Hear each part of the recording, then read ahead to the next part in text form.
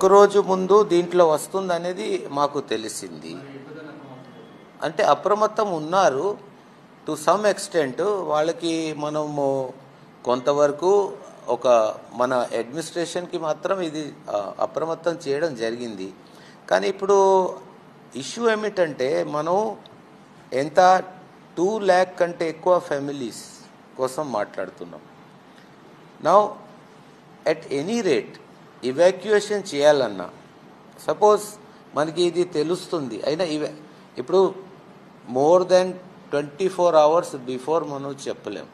ఇలాంటి సిచ్యువేషన్లో ఇంత పెద్ద మొత్తంలో ప్రజల్ని తరలించడం ఎంతవరకు పాసిబుల్ అనేది కూడా మనం చూసుకోవాలి. లెవెల్ పెరుగుతుంది, దయచేసి వెళ్ళండి అంటే ఇక్కడ అయినా లంకా గ్రామాల్లో అయినా గోదావరిలో ఉన్న గ్రామాల్లో వీళ్ళు లేదు మేము చాలా వరదలు చూసాం, అది తగ్గిపోతుంది, దీంట్లో ఉంటారు.